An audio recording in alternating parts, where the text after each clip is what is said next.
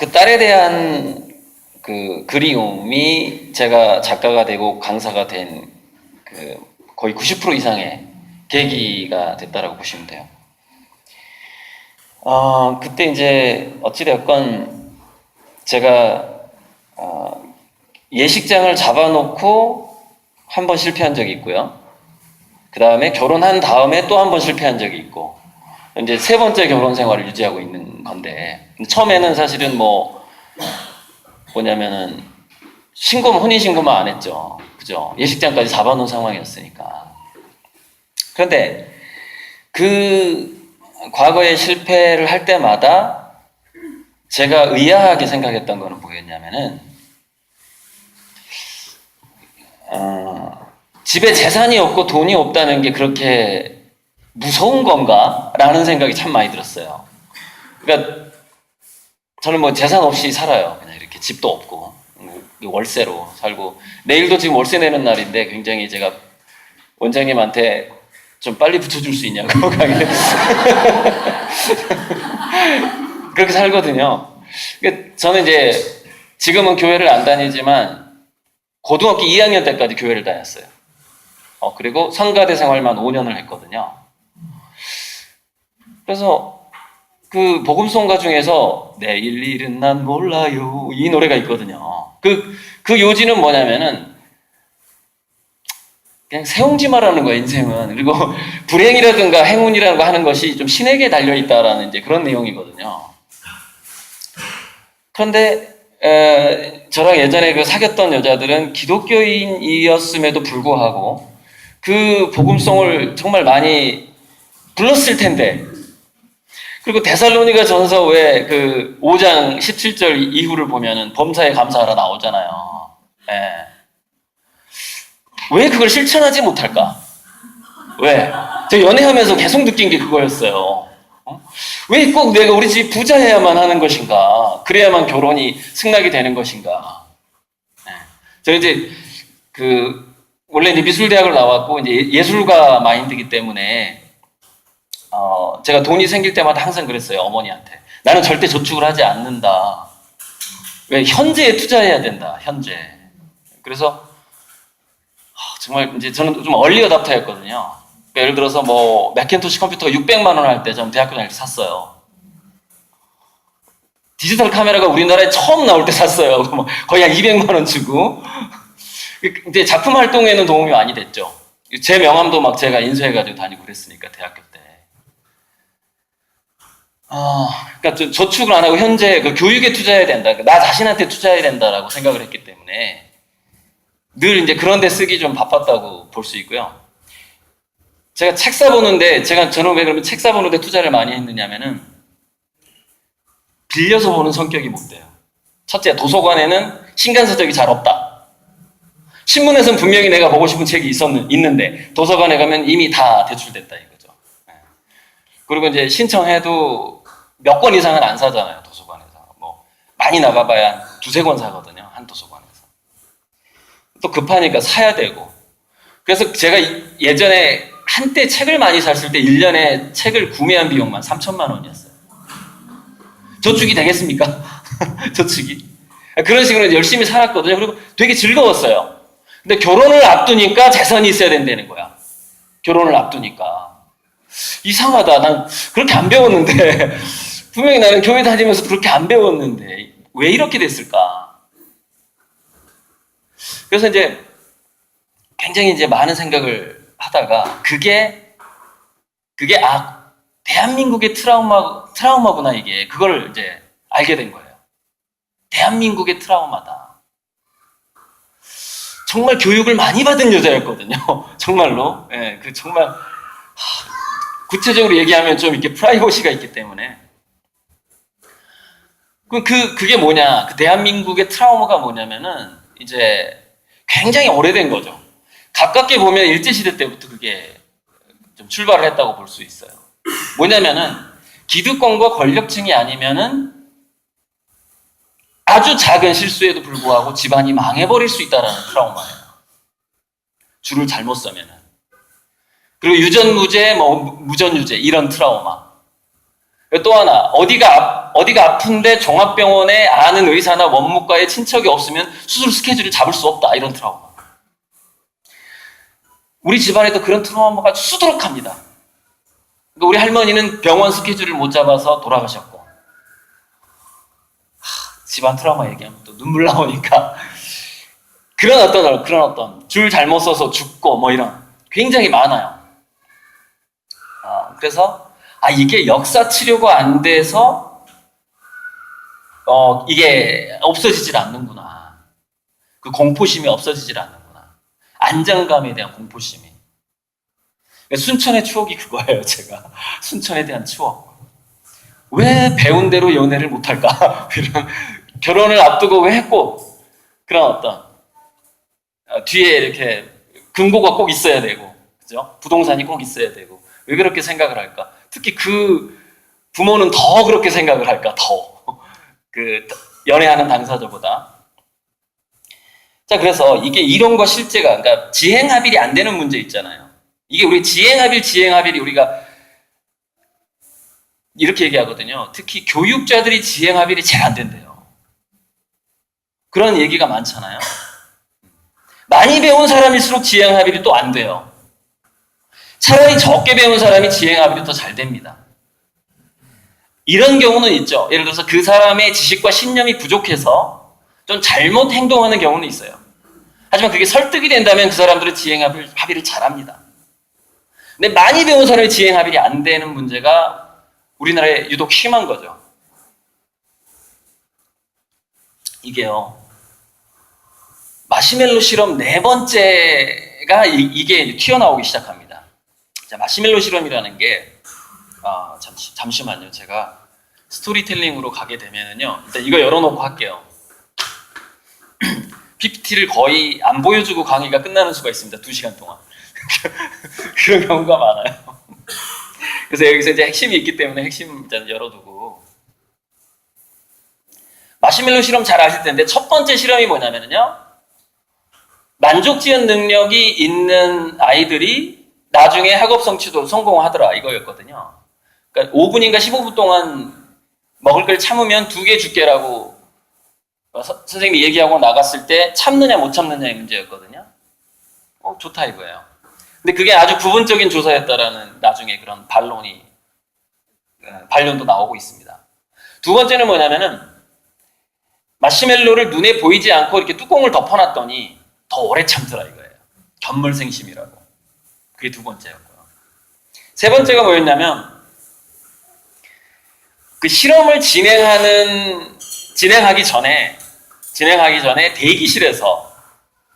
대기실에서 어떤 어른이 그 아이하고 사소한 약속을 한 다음에 사소한 약속을 지킨 그룹하고 안 지킨 그룹을 마시멜로 실험에 투입을 시킵니다. 그러니까 마시멜로 실험 1하고 똑같은데 그 전에 뭐 평소에 믿을 만한 어른이 사소한 약속을 지키는가 안 지키는가를 먼저 체험하게 만들어요. 그런 다음에 마시멜로 실험을 딱 투입을 했더니 어떤 결과가 나오냐면 어른의 신뢰를 직전에 경험했던 아이들은 참는 시간이 3배가 길어지는 거예요. 더 오래 참더라는 거예요. 왜? 믿음을 경험했잖아요. 믿음을. 어른이 약속하면 지킨다. 이 믿음을 경험했잖아요. 그러면 마시멜로 참으면 2개, 3개 준다고 그랬으니까 주겠지라고 믿는 거예요. 그래서 참는 시간이 3배가 길어지는 거예요. 자, 근데 한 그룹은 아주 사소한 약속을 어겼어요. 제가 이제 아주 사소한 약속 중에 엄마들이 하는 약속이 뭐냐면은 이겁니다. 너 올해 받은 세뱃돈 다 저축해서 너 줄게. 이거 정말 지키신 분. 그 증거를 다 남겨가지고 영수증을 다 기록해가지고 지키신 분. 엄마들 중에서. 네. 그거 굉장히 중요한 부분입니다. 그게 사소한 약속이라는 거예요. 평소에. 예를 들어서 이번 중간고사 끝나고 놀이공원 갈게 뭐 이런 거. 그러니까 그 정도의 약속을 하려면 어떻게 해야 되냐면요. 미리 월차를 내야 돼요. 그 날짜에. 그러니까 자기 사장한테 미리 얘기를 해야 돼, 아빠가.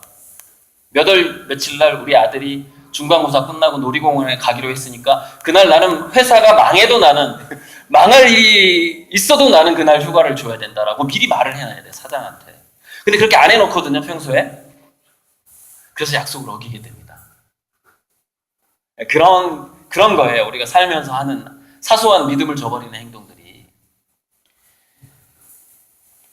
그 직전에 사소한 신뢰를 안 지킨 어른을 경험한 애들은요, 반대로 만족지은 능력이 3분의 1로 줄어듭니다.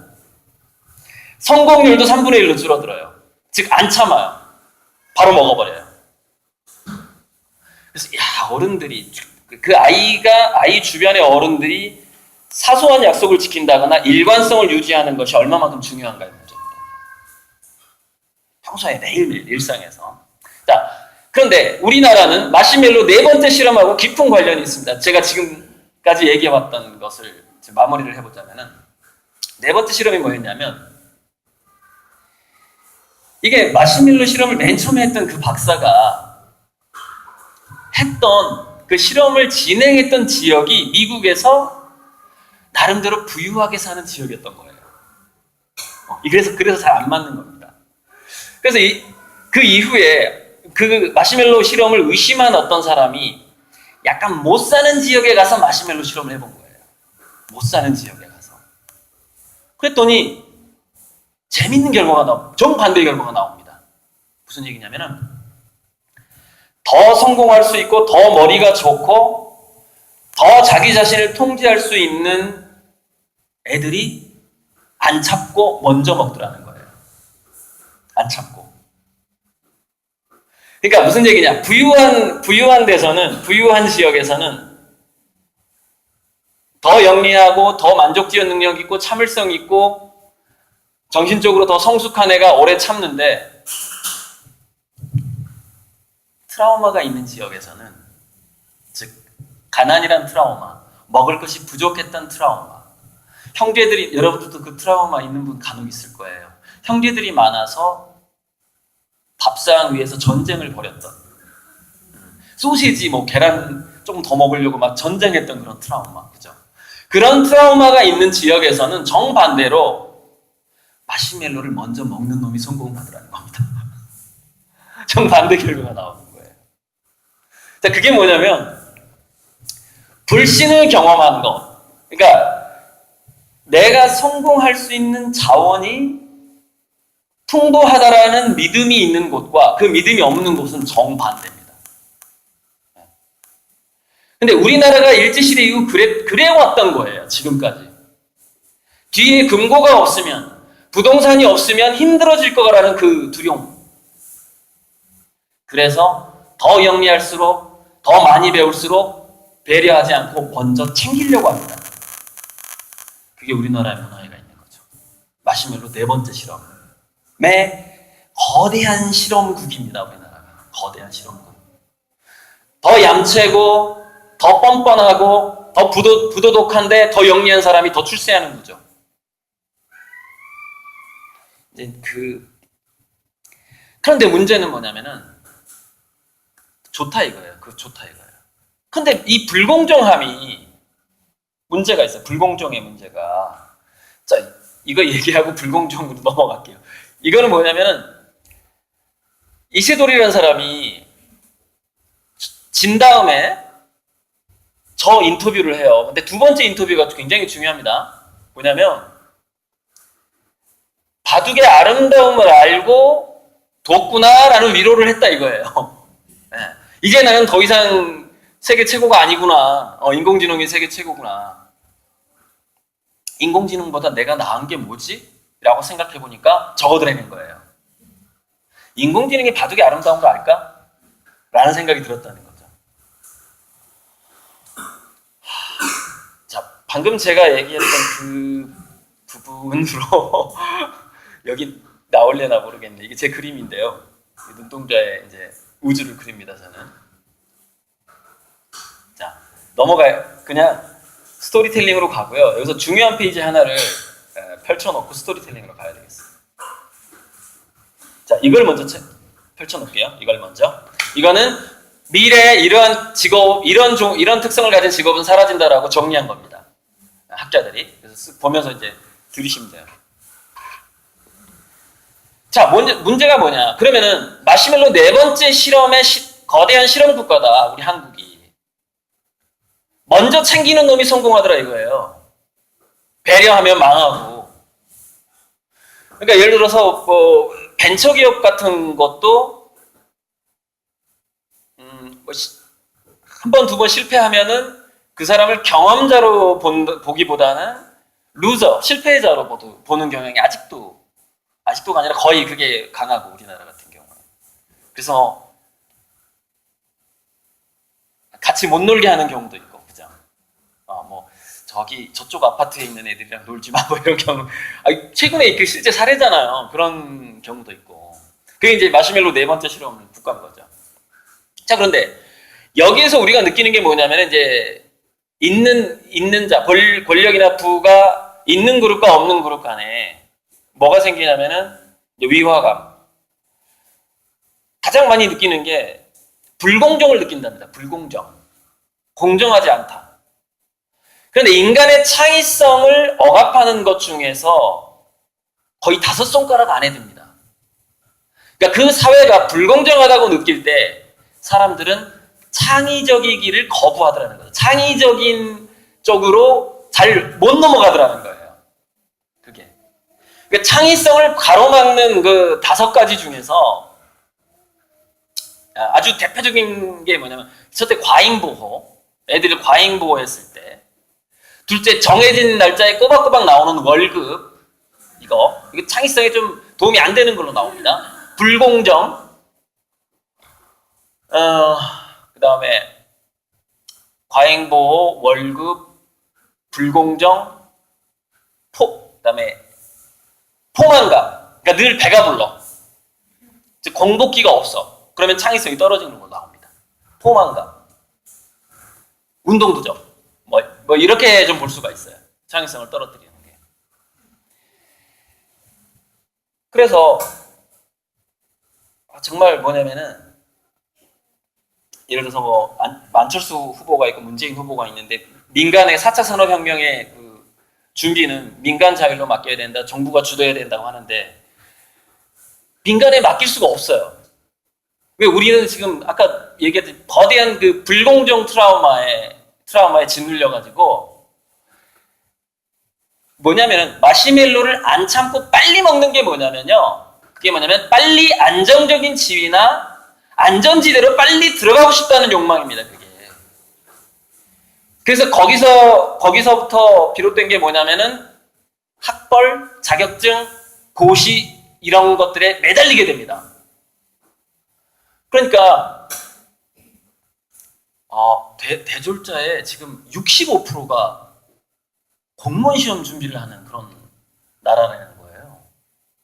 아무튼 그 공무원 시험이 아니라 아무튼 무슨 자격증 시험을 준비를 하고 있는 거예요. 대졸자에 굉장히 많은 숫자가.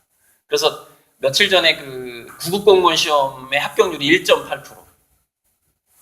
100명 중에 1.8명, 1000명 중에 18명만 합격을 하는데, 그 998.2명이 떨어지는데 거기 매달려서 공부하고 있는 거예요, 지금.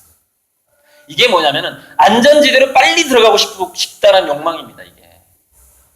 근데 사실은 이거는 민족적인 트라우마고 국가적인 트라우마이기 때문에 쉽게 고쳐지질 않는다라는 거예요. 그런데 이게 민족적인 트라우마다 보니까 자, 이런 상황에서는요, 더더욱 뭐가 안 되냐면은,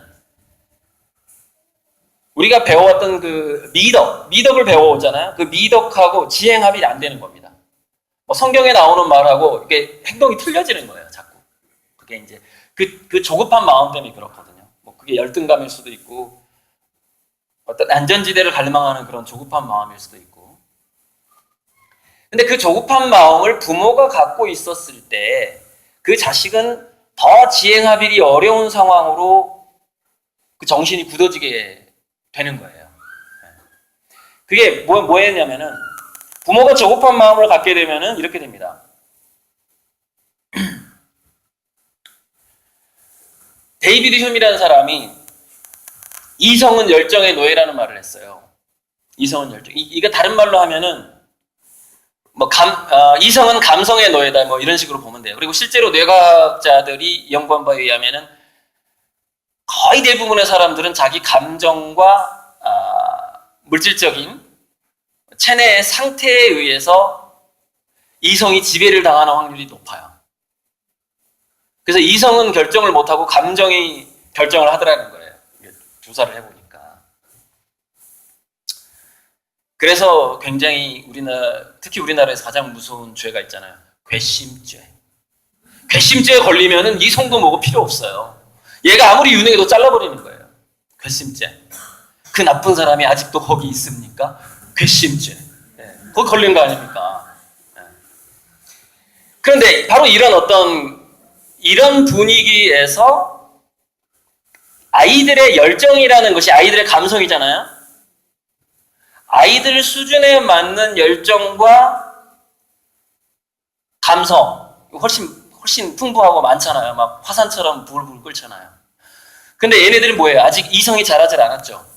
실질적으로 전두엽 이성이라고 보고 나머지 뇌의 부위가 감성이라고 본다면 전두엽과 뇌의 나머지 부분이 연결되는 나이는 겨우 14세입니다.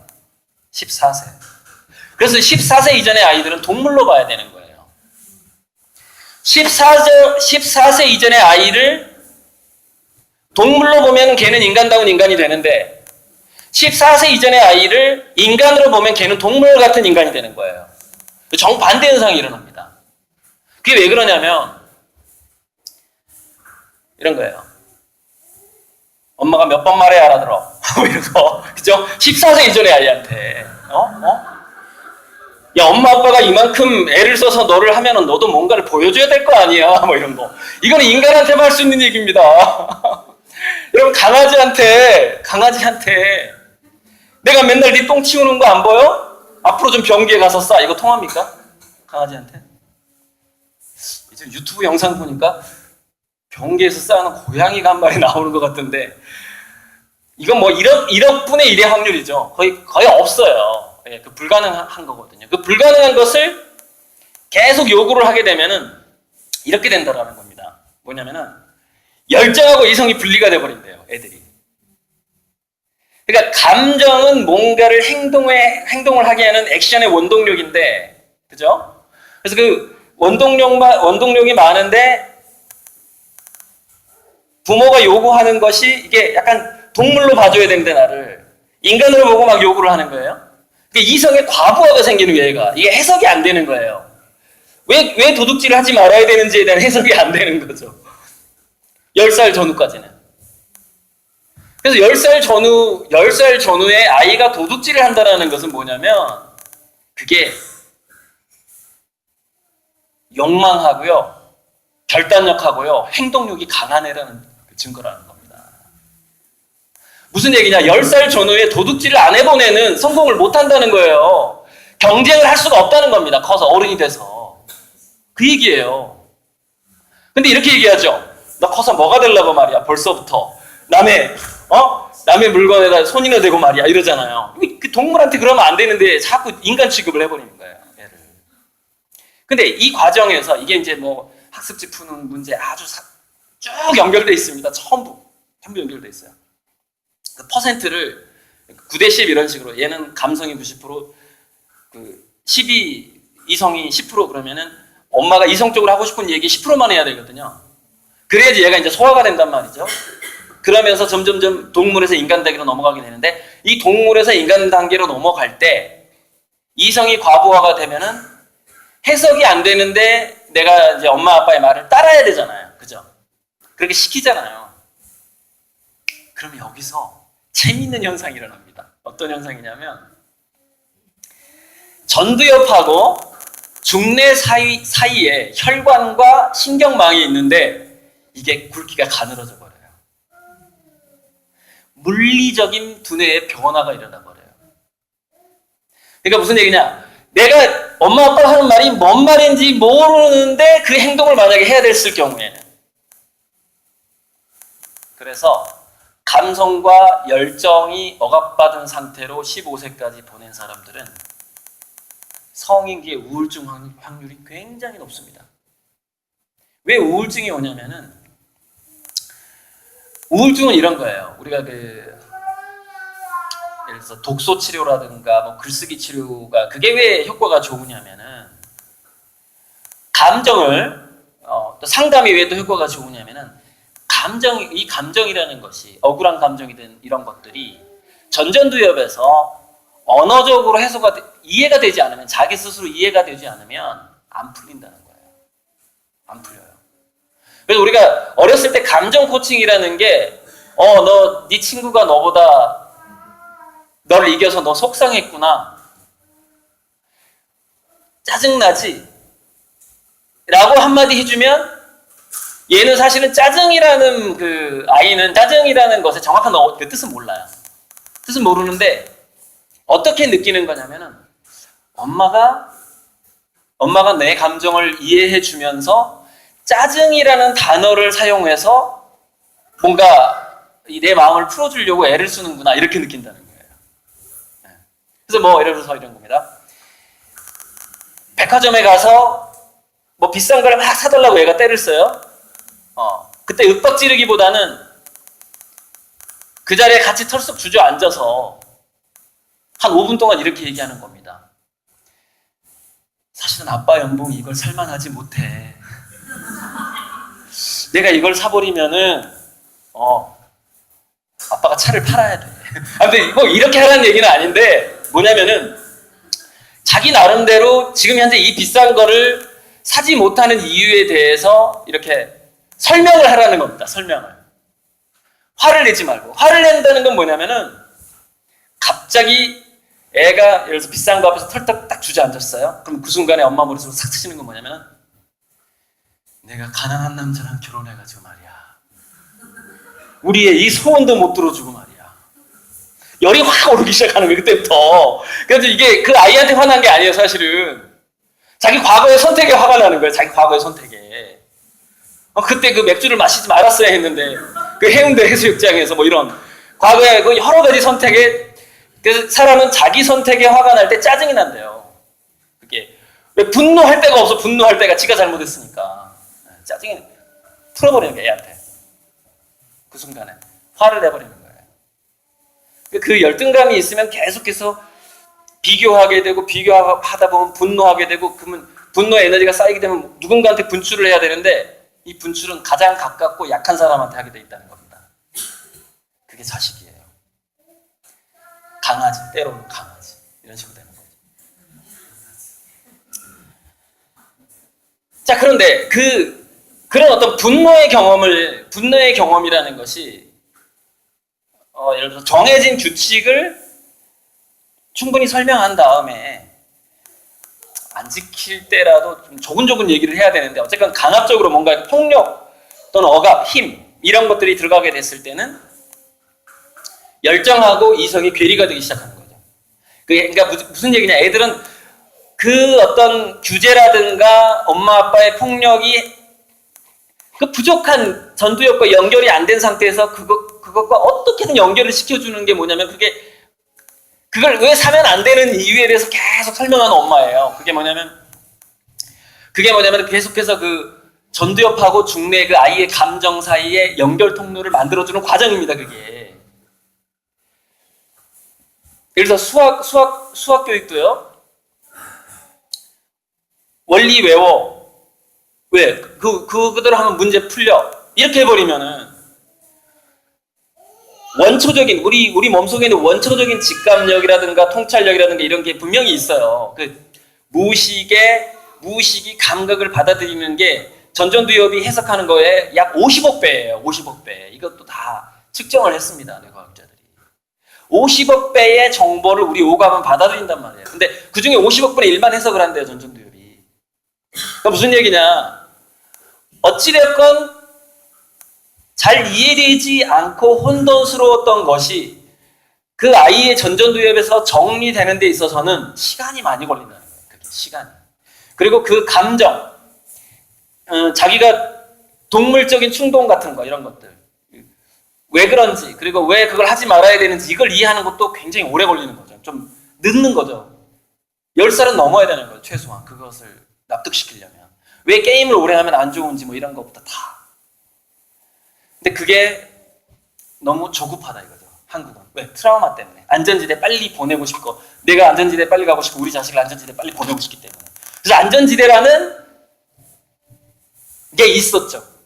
그게 이제 명문대고 고시패스고 뭐 과학고일 수도 있고 뭐 그랬었죠. 썼었었죠.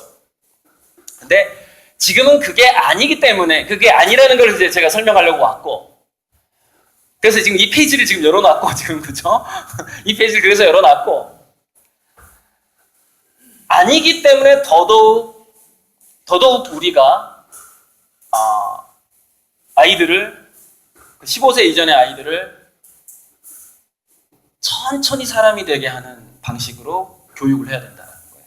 천천히 사람이 되게 해야 된다는 거죠. 천천히. 그래야지 뭐냐면은 중뇌하고 감정의 중뇌하고 전두엽이 연결이 잘 되고요. 연결이 잘 되고 어떤 식으로든 얘는 자기가 납득이 돼야 되는 거예요. 모든 현상에 대해서 그 아이 수준에 맞게 전두엽이 아하 이걸 해야 되는 거예요. 아 내가 이러면 안 되는구나 이런 식으로 이해를 해야 되는 거죠. 그럼 그 과정에서 중뇌하고 전두엽이 연결이 잘 돼요. 그리고 나중에는 어떻게 되냐면은 그러면 중뇌는 간뇌하고 연결이 잘 되겠죠. 간뇌는 뭐하고 연결이 잘 돼요? 간뇌가 이 장하고 연결이 됩니다. 장에서 세로토닌을 많이 만든다고 하잖아요. 그죠? 세로토닌 뭐라고요? 우울증을 안 걸리게 해주는 호르몬이잖아요. 그래서 아까 제가 얘기했죠. 전두엽하고 중뇌가 끊어지기 시작하면, 즉 내가 이렇게 해야 되는 것의 이유가 애가 납득이 안 돼 현재. 근데 부모가 이렇게 시켰어. 공부를 시켰든 도덕적인 행동을 시켰든 예의 바르게 배꼽 손하고 인사하세요 이걸 시켰든 간에 자꾸 이상하게 뭔가를 시켜. 내가 지금 이해는 안 가는데 왜 그렇게 해야 되는지 이해가 안 가는데 막 시켜. 그럼 첫째 전두엽하고 중뇌의 연결이 약해지기 시작합니다. 그럼 중뇌하고 관뇌가 약해지고 장하고 신경망이 또 연결이 잘 안 되고 전반적으로 이게 안 좋아지는 거예요. 그런데 앞으로 갈수록 제가 무의식이라는 건 전두엽을 빼고 나머지를 다 무의식이라고 보시면 돼요. 그냥. 그러니까 무의식은 심리학적인 용어로 제가 좀 설명하는 게 아닙니다. 뇌과학적인 용어로 전두엽을 뺀 건 다 무의식이다 이렇게 보시면 돼요. 이 무의식이 받아들이는 굉장히 많은 어떤 신호들이 있는데 뭐냐면은 이게 계산을 합니다. 나름대로 이 무의식이 우리의 무의식이 계산을 해요. 계산을 해서 전두엽한테 힌트를 줘요. 힌트. 뭘 힌트를 주냐? 예를 들어 주식 투자를 하거나 운전을 하거나 또는 전쟁터에서 사업을 할 때 우리가 종업원 면접을 봐서 종업원을 뽑을 때 또는 내가 사장을 선택할 때 그죠? 회사는 종업원을 선택하지만 종업원은 사장을 잘 골라야 되잖아요. 그죠? 또는 지도교수를 부를 때라든가 할 때 이 온몸의 그 무의식적인 센서가 전두엽한테 힌트를 주는데 그 힌트를 주는 호르몬이 도파민이라는 호르몬이에요. 그래서 전두엽에서는 도저히 해석이 불가능하지만 나머지 우리 몸의 전체 두뇌에서 이쪽이 이렇게 선택하는 게 유리하고 이렇게 선택하는 게 불리하다는 것을 먼저 안다는 거예요. 몸이. 그것을 사람들은 그것을 영어로는 gut feeling이라고 하고요. gut feeling을 우리나라 말로 해석을 하면 그걸 내장지능이라고 불러요. 애들은요. 내장지능이 굉장히 원래 발달되어 있습니다. 다 연결되어 있기 때문에 무의식까지. 그래서 애들에 대한 그 실험을 보면은요. 애들은요. 유치원이나 이런 데 가서 누군가가 자기를 싫어하기만 해도 배탈이 납니다. 그러니까 이상한 음식을 안 먹어도 애들이 배탈이 나거든요. 배가 그걸 느낀다는 거예요. 아, 나를 싫어하는 누군가가 이 공간 안에 있구나. 애들은 느낀다는 겁니다. 그것만으로도. 때리지도 않았는데 느낀대요. 그게. 바로 그런 느낌이 어른들한테도 살아남아 있는 사람들이 있어요. 이게요. 어떤 책에 나오냐면은 삼성에서 그 강사로 굉장히 유명한 한근태 씨가 쓴 책이 있어요. 일생에 한 번은 고수를 만나라는 책이 있습니다. 일생에 한 번은 고수를 만나라. 거기 보면 이 한근태 씨가 수많은 고수들을 만납니다. 부동산의 고수, 주식 투자의 고수, 무슨 공부의 고수, 굉장한 고수들을 만나요. 천재들을. 고수들한테 공통점을 발견합니다. 촉이 좋더라. 촉이 좋더라. 그러니까 보면 계산으로 안 돼요, 이게. 미래에 어떤 게 잘 될지 부동산 땅을 고를 때도, 땅 보러 다닐 때도 그 계산으로 나올 수가 없다는 겁니다. 근데 고수들은 저거 사면 가볼라? 이거 따가 어떻게, 아니, 그걸 어떻게 아세요? 아니, 촉이라는 게 있어. 촉이라는 게 이러더라는 거예요, 고수들은. 이게 뭐냐면, 그 사람들은 뭐냐면, 무의식을 충분히 활용하는 겁니다. 자기 몸의 무의식을. 그 무의식은 이 우주랑 연결되어 있을 가능성이 또 아주 높아요. 신이랑 연결되어 있을 가능성도 있고요.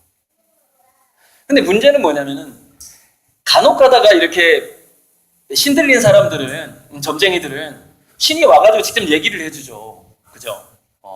무당도 있고, 저는 교회에도 그런 사람들을 봤습니다. 신의 음성을 듣는 사람들을 봤어요. 근데 뭐 그런 사람들은 많지가 않거든요. 그래서 그 신의 음성이 대부분의 보통 사람들한테는 뭘로 그 신호가 가냐면, 아까 제가 도파민이라고 그랬잖아요. 그래서 주로 이렇게 된다는 겁니다. 불길한 미래가 느껴질 때 몸이 먼저 도파민의 분비액을 확 줄이는 거예요.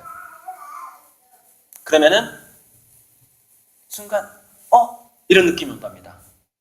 그 행동을 하기 전에.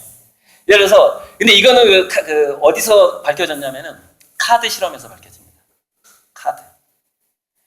카드 실험 중에 이게 있어요. 그 도박사들 카드 실험 중에 카드를 뒤집어 보기 전에 손으로 딱 잡았을 때 이 패가 나쁜 패면 이미 몸이 변해요. 느낌이 안 좋아. 뒤집기 전에. 이게 실험으로 또 밝혀집니다. 이게. 그러니까 무슨 얘기냐면은, 우리 인간의 그 이성이라는 것은 무의식하고 분명히 연결되어 있고요. 무의식은 약간 시간 초월적입니다. 과거, 현재, 미래가 약간 초월적이에요. 무의식이. 그러니까 최근에 컨택트라는 영화에서도 어떤 여자가 있는데 미래를 계속해서 막 현실처럼 보는 그런 여자가 나오잖아요. 약 영매 수준의 그런 여성이 나오고, 아니, 성경에도 영매 많잖아요. 다니엘, 그다음에 요한계시록도 있고. 바로 그래서 보통 사람들은 그것을 도파민이라는 것으로, 그 촉이라는 것을 만들어내는데, 도파민이라는 것의 어떤 호르몬이냐? 자기주도성의 호르몬이라는 거예요, 이게. 그러니까 어찌되었건 자기주도성이 약해지면 도파민이 많이 안 나올 뿐만이 아니라 도파민이라는 호르몬을 우리 몸이 해석하는 그 센서 자체가 망가져버려요. 그래서 15세 이전에 자기 자식이 아직은 인간이 아니라 동물이라는 것을 인정을 하고, 하지만 동물처럼 대하지는 마세요. 왜 그러면 어떻게 되냐면은 애가 불공정하다고 느껴. 아까 제가 얘기했죠. 불공정하면 창의성이 죽어버린다고. 그러니까 얘는 자기 스스로는 사실은 동물의 두뇌를 갖고 있으면서 인간 대접받기를 원하는 거예요. 그게 이제 모순적이죠. 그러니까 엄마 아빠가 힘들지. 동물인데 인간 대접을 해줘야 되니까 굉장히 힘들죠. 그리고 얘 동물의 수준에 맞게 내 수준을 낮춘 다음에 인간처럼 대화를 해야 되니까 얼마나 힘들어요. 선생님들, 특히 유치원 선생님들 얼마나 힘들어요, 그죠? 자기를 낮춰야 되니까 걔 수준에 맞게. 어쨌건 그걸 놓치면 안 돼요. 그 공정성, 인간다운 대접이라는 공정성하고 아직 동물이라고 보는 그 두 개를 다 놓치면 안 돼. 두 개가 결합이 돼야지 얘는 뭐냐면 도파민 민감성이 좋은 성인이 됩니다. 촉이 살아있는 애가 되는 거죠. 근데 앞으로 이 촉이 살아있다는 것이 너무나 인공지능 시대에 중요한 거예요. 왜냐면은 분석. 만약에 얘는 어떤 촉이 살아있질 않아. 그 어떤 자기 느낌대로 촉이 살아있다라는 이미 얘는 뭐냐면 도파민 민감성이 굉장히 좋다는 얘기고, 도파민 민감성이 좋다는 얘기는 뭐냐면은 자기주도적 실수를 많이 해봤다는 거거든요. 그러니까 아이한테 15세 이전의 아이한테 자기주도적으로 어느 정도 방치를 한다는 얘기는 뭐예요? 많이 다치고 실수하고 난리가 난다는 거예요. 부모로서 도저히 받을 수 없는 실수라든가 도둑질이라든가 별짓을 다 한다는 거예요. 소년원에 갈지도 몰라요. 15세 이전에는 소년원을 가니까 교도소에 안 가고, 그죠? 그런데 그런 것들이 어느 정도 그 동물적인 상황인 혼돈의 상황을 부모가 어느 정도 그럴 수밖에 없다라는 걸 인정하지 않게 되면은 자기주도성은 죽을 수밖에 없고, 그죠? 왜냐면 통제를 해야 되니까. 가이드라인. 너는 이 방향으로 이렇게 해서 이렇게 나이 먹자. 이렇게 부모가 정해져 버리면, 그죠? 그랬을 때 어쨌건 전두엽하고 나머지 무의식은 연결이 끊어지기 시작한다는 거죠. 분석으로는 안 된다라는 게 여기 이겁니다. 지식, 공부, 분석으로는 인간이 할 일이 끝났다. 이게 이제 인공지능의 문제인 거죠. 인공지능의 문제. 그래서 이걸 충분히 읽어보셨을 거니까 이게 지금 일본 쪽에서 나온 그 연구조사인데 현재 기술만 가지고서 현재 기술이 잘 조합돼서 일터에 투입이 되면 현재 기술로도 전체 노동자의 3분의 1이 실업자가 됩니다. 현재 기술로도. 그래서 앞으로 이제 이거 점점점 투입이 될 텐데 사실 이거는 뭐 별거 아니에요. 이보다 더 무서운 미래가 오고 있기 때문에 이건 아무것도 아닌데, 자,